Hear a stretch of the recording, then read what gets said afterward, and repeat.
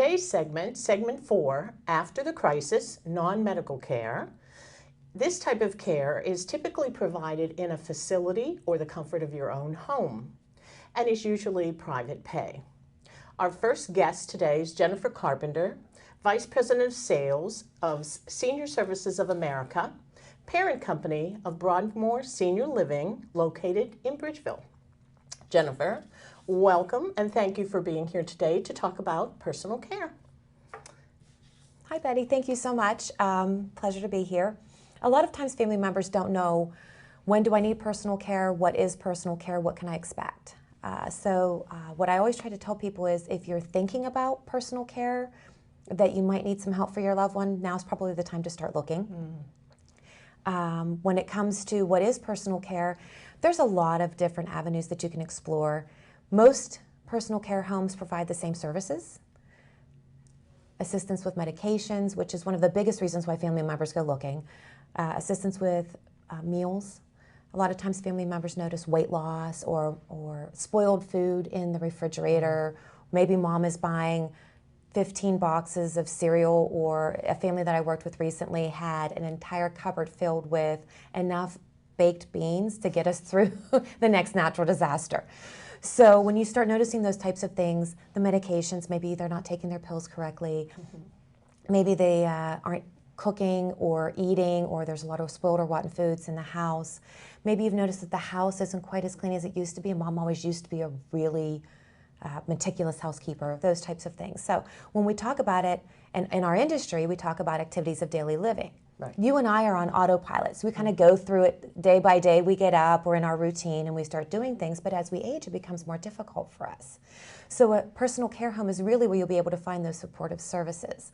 Someone who will take care of making sure that you get your medications on time, making sure that we have the right nutrition, as well as hydration. That's another key point that we're noticing in a lot of our seniors, especially with the heat that we've been having recently. They're not drinking as much. And most of the time, the reason why they're not drinking as much is because they're on medications that make them make multiple trips to the bathroom. So when we're talking about that, we want to make sure that we don't decrease our hydration because we're afraid of going to the bathroom. We actually need to keep them taking as much water, fluids, staying away from the coffees and teas because they tend to be diuretics. But keeping them hydrated so that the medications that they are taking and everything else that's going on in their system is working well. So when you're looking at a personal care home, I encourage family members to look at, how does it look? When you pull up, how does it look? Is it welcoming? Is it easy to get to? Is it light? Is there lots of outdoor areas for the seniors? How does it feel when you walk inside? Is it a place where you could see yourself going to visit your loved one? Many of us have experienced having to go to the hospital or a nursing home where our loved one is receiving rehab. And while we want to go and see them, it's kind of like, oh God, I've got to go see mom today. Whereas when we're talking about a personal care home, this is where they're going to be living for probably the rest of their natural days with us. So it's more home-like as opposed to hospital-like. Exactly. We call it a residential model. Our goal is to disguise the things that we do. A lot of times there won't be overhead paging, which you would experience in a skilled nursing facility or a hospital. A lot of times they don't push those medication carts down the hallway, or they don't have a nurse's station. They have a wellness area where you'll be able to find someone. We encourage them to bring things from home. We want them to decorate. So I haven't met one of our seniors yet who doesn't have their favorite chair. That chair where you, and especially men, everyone knows what that chair is. We encourage them to bring those things from home. If they have an animal, dog, cat, bird, fish, we kind of draw the line there. We've had some really interesting requests recently. But as long as they're able to still care for the pet, we encourage them to bring it. We have staff there that's going to allow them the opportunity to remain independent with some privacy, choice of what they want to do on a daily basis, and also keep their dignity intact. But we understand that there's some things that they've been doing at home that maybe they shouldn't be doing for themselves, it isn't safe for them to be doing, or they could really benefit from that one-on-one assistance in the privacy of their room. So when it comes to personal care, family members, please look for the things that look good, feel good, smell good. That's another thing that a lot of family members, you know, if you have that medicinal smell, if you have that Clorox smell, or sometimes there's some other smells that aren't quite so pleasant. A good personal care home will be able to provide a residential feel, disguise the care that they're providing, have all the supportive services in place, but still allow the person to be in charge of their own life. Oh, that's wonderful. Okay. Tell us how affordable this is and how you go about paying for it. And that's something that a lot of family members don't understand. When we're talking about personal care, we're looking at anywhere from $3,000 to $5,000 a month, depending on where you choose and the type of assistance that you need. Family members look at their loved one's monthly income and say, oh my gosh, I can't afford this. And if monthly income were all you had, chances are it would be out of reach. But many of our seniors who move into personal care homes in the southwestern Pennsylvania area have an average monthly income between $800 and $1,400 a month. Social Security, maybe a small pension, annuities, things of that nature. Then they typically have a home that's anywhere between $80,000 and $150,000, and many of them have a couple other little nest eggs tucked away somewhere. So the goal is to look at what your monthly costs are going to be in a personal care home, and then you'll use your monthly income as well as subsidize from your assets, whether it be the sale of the home, whether it be stocks, bonds, cash, annuities. And there are some little known benefits out there that are available to family members. Ways that you can turn a life insurance policy into a long-term care policy. The veterans benefit, which a lot of people are still learning about today, which to us seems so strange because we've been talking about it for years. Right. We'll learn about that in another segment, but Absolutely. that's a helpful way to pay for the services in a personal care facility. Absolutely. Absolutely. So you've told us a lot about the types of care that you receive and how it's affordable. Maybe we could touch a little bit on secured units and dementia care. Oh, well, in Pennsylvania, there's a secured unit and then there's a non-secured unit or an alarmed unit. Basically, the way that I look at memory care is it's specialized personal care for someone with memory impairment. A lot of people will call it an Alzheimer's unit, but really not everyone in there has Alzheimer's, which is only one type of dementia. There's a lot of folks there that may have had a brain trauma, they've suffered a stroke, maybe there's other things that have caused memory issues.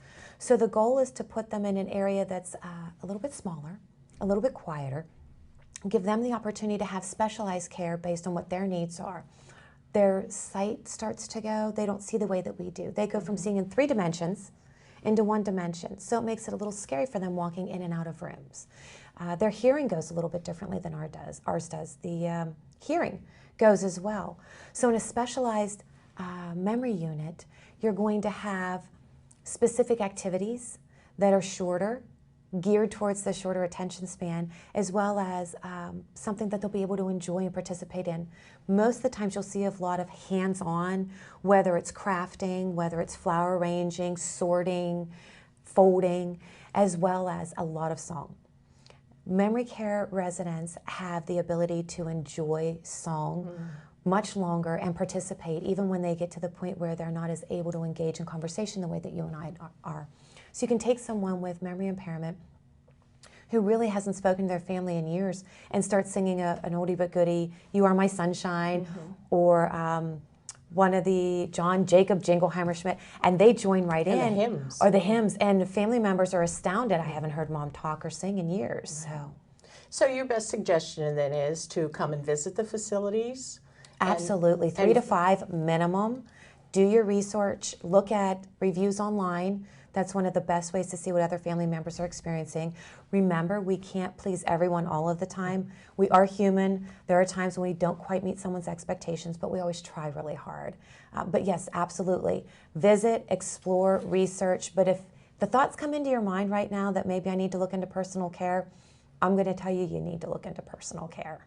Right, it's time. It's time. It's time to start doing your research. Right.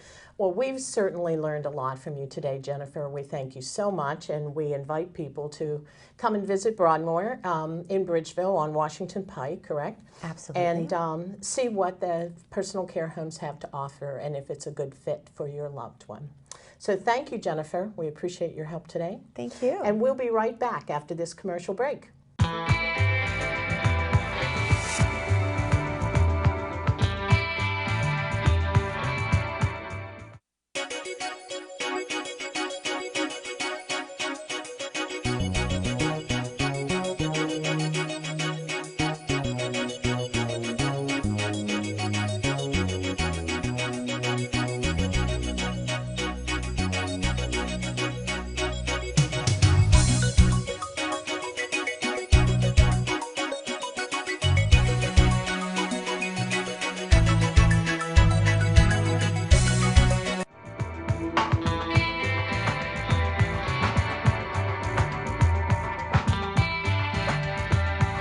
Welcome back to our healthcare series, Are You Prepared?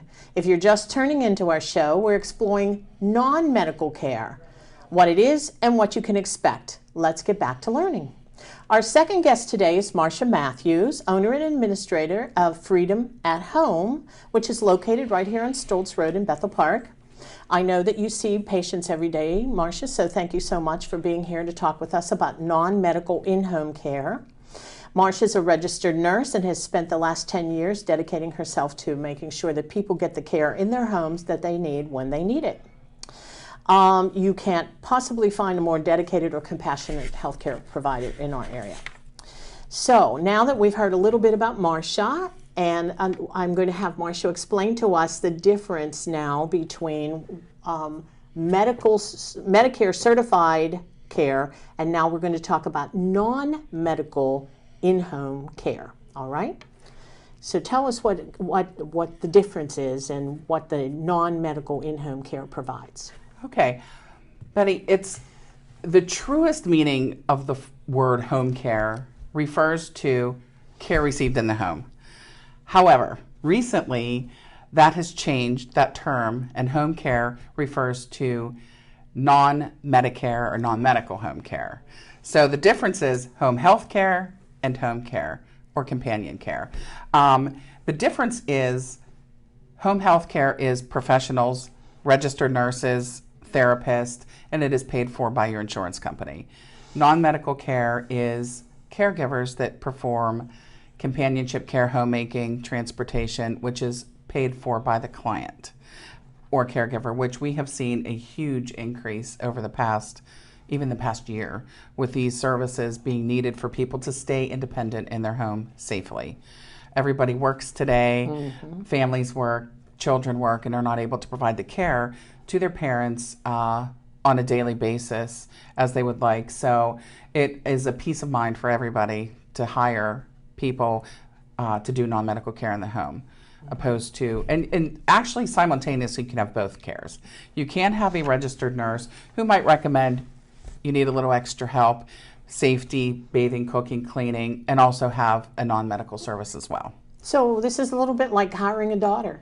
It's hiring an extra family member to help you, or your loved one to be cared for, which is it's a big issue that people are facing, seniors are facing, that want to stay in their homes. And it's a lot more cost effective to stay in your home, opposed to assisted living or one of the facilities. So what types of services are provided in the non-medical in-home care? Well, there's three basic services that are provided. Companionship, which would include meal preparation, laundry, light housekeeping, household chores.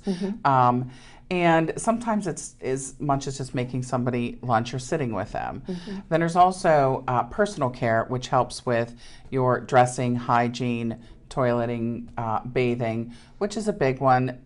People are misunderstand that you don't have to necessarily put somebody in the shower, but just to be there for their safety and just to assist them maybe in and out in dressing. And the third thing is transportation, which will assist people to go to their appointments, shopping, errands, things like that. How does a person schedule in-home care?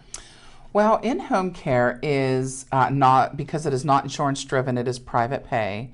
What they do is they choose a company, which is complete personal choice again, and they set up a meeting to have the care consultant come to the home or to the patient's home or client's home, whatever, and they discuss what all the opportunities are, options are, and what their needs are.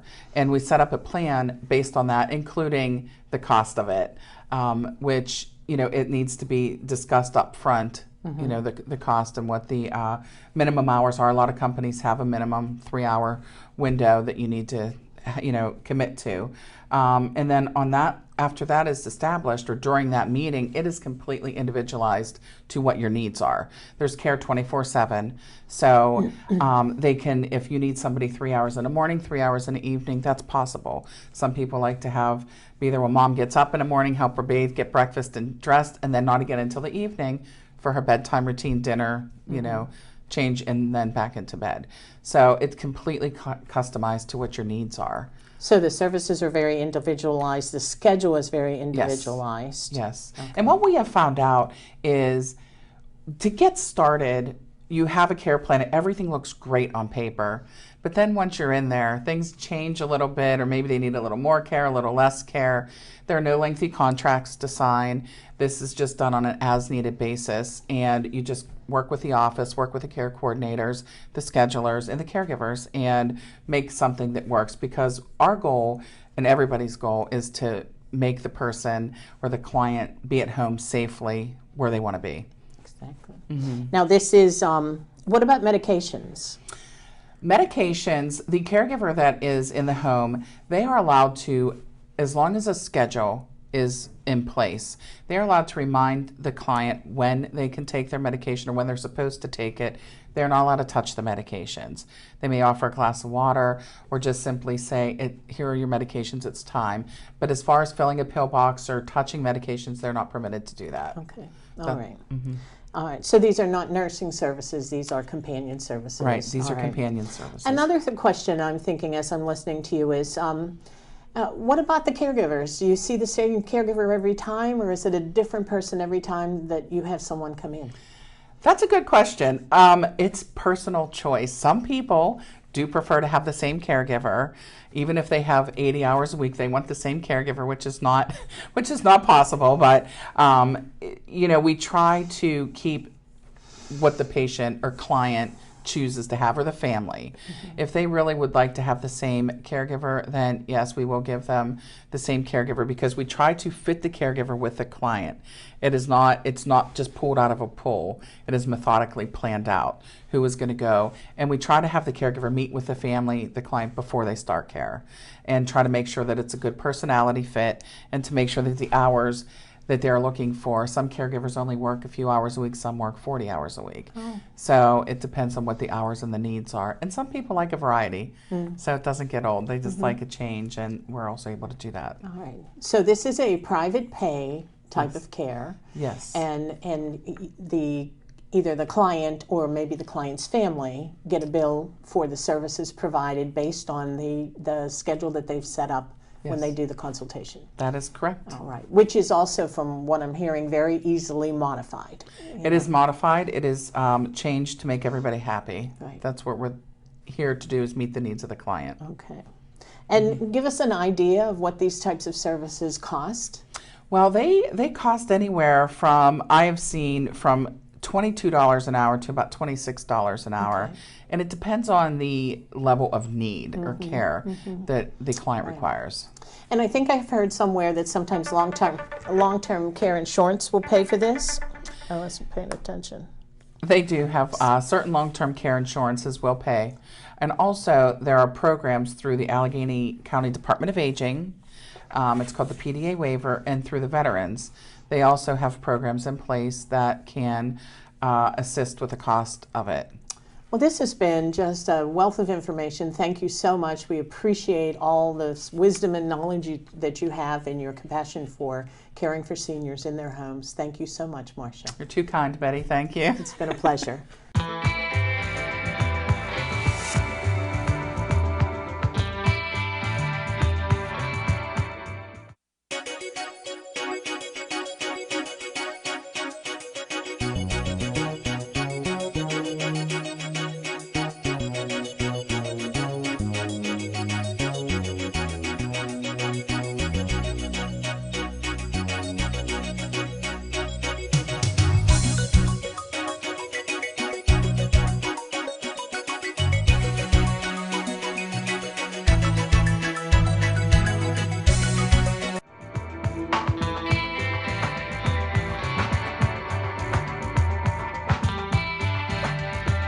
Purposes, this is segment 4.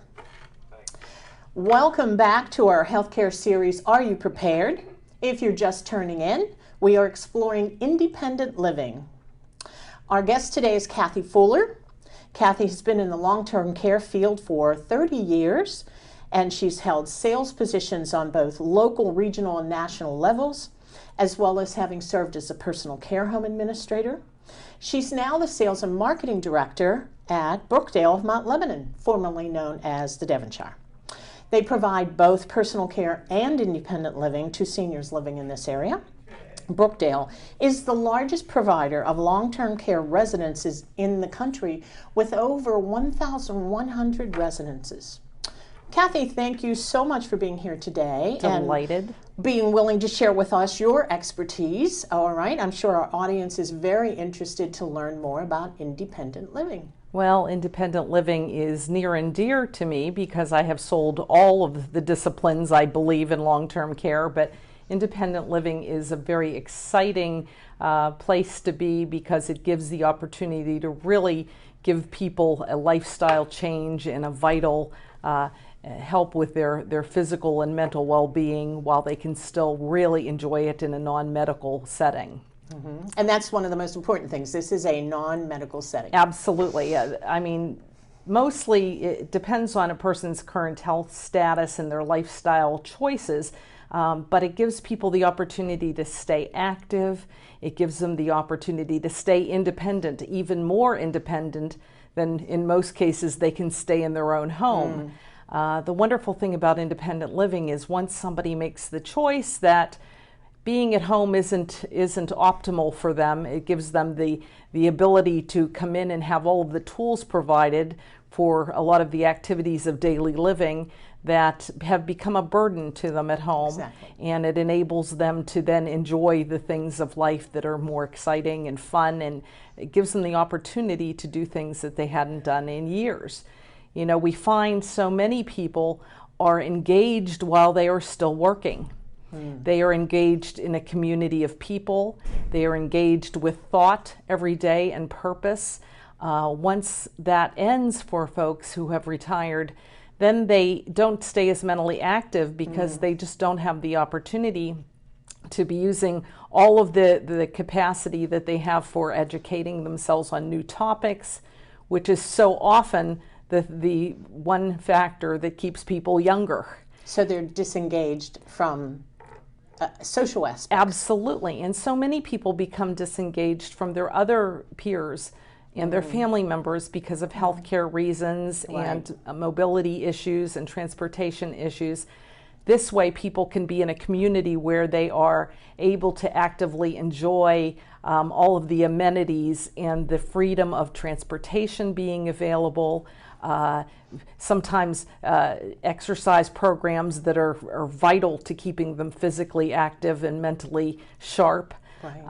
You know, there have been a lot of studies done that say that people who are disengaged are more prone to dementias and Alzheimer's because they're just not able to be thinking as clearly or quickly or about subjects that are quite much more engaging to them. So The Price is Right is not very stimulating. The Price is Right can be a lot of fun, but it certainly isn't going to move anybody forward in their mental capacity. So independent living seems to really help a lot with eliminating social isolation. Absolutely. We find people that come in, find their niche, find their group, find their peers, find their friends. So many folks are at home, they have lost their friends. Other people that they have been actively involved with have moved towards family. They have moved into their own care facilities. They have moved out of the community where they had all supported each other. True. And everything isn't the Golden Girls where everybody's helping and supporting each other. So in a community of independent living, people are able to find folks that they have a common ground with, people they may have even known in their past, and it enables them to open up a whole new world of support and fun and activity for them that they had never thought that they could experience again in life. So it takes away all those burdens of taking care of a home and a yard or an apartment. Exactly. But gives you all the benefits that you receive from being in a social world. Right. So many people, you know, people are still driving well into their 90s these days. They're still staying active in their community, but they find that they can't as easily mow. They can't as easily, Lord knows, in our area, shovel snow. The biggest burden. The home that once was their haven now has become their burden. Right. And the downsizing seems to be an absolutely uplifting experience for so many people. They come in and they say, I had no idea I didn't need all of that. All that junk I've collected over stuff. 50 years. And once the stuff is gone, Right. and they have unburdened themselves of the tasks of home repair and the cost of keeping up a home, you know, so many people think they're independent at home, and they really aren't, because they're now depending on housekeepers, and they're depending on people to help them with their transportation. Right. They're depending on their family a great deal more than they realize that they are. Right. And once they come in, we see people looking younger Yes. and actually living longer lives, because the stresses are diminished, and they can come in and enjoy swimming and going to the casino and going out on lunch outings and being able to have exercise programs every day, if it's for nothing more than to have someone to eat your meals with and something to look forward to every day. Absolutely. And I've eaten at Brookdale, and the chef is wonderful, and the meals are incredible. Absolutely. It's restaurant dining. And so many places that is the case. People, you know, they say there's no place like home when it comes to cooking. I don't know that that's necessarily in my house not the case. So people do come in. We tease all the time that the better the food is, the more men you attract into your facility. And we have a marvelous ability to meet people's dietary needs and desires. A wonderful ability to help them to tailor make their day in a holistic way, so that they have some input as far as the activity that they would like to be participants in, and the type of groups that they want to be a part of. So this isn't about, independent living is not about needing personal care. It's about living in a social environment where you pass off those burdens of housekeeping and transportation and things of that nature. Exactly. The wonderful thing about so many facilities now, so many residences, is that they have multi-disciplines. So many of them do have the next level. We have personal care as well, which enables people to know that if they come in and they do need help with bathing and dressing and medication administration, that next level is there. But independent living is unto itself independent. People can be there until they reach such a point that they're no longer safe in evacuating in an emergency situation, as long as they have the mental ability and the physical ability to be mobile enough to do that. A lot of people cannot be in independent living once they get to the point where they need any kind of medical or 24-hour intervention or supervision. But there are places like ours that have additional non-medical private duty services that can enable people for even a longer period of time to stay independent. The things such as medication setup, things such as laundry. So they can get a little bit of help if they need it. Absolutely. Okay. So it depends on the facility. Right. Well, this has been so helpful, providing us information about options in living, and particularly the advantages of independent living. Kathy, thank you so much for your time and all the information you've given us today. Helps everyone to make good decisions about their next steps. Thanks, Betty. It's been a pleasure to be here. Thank you, Kathy.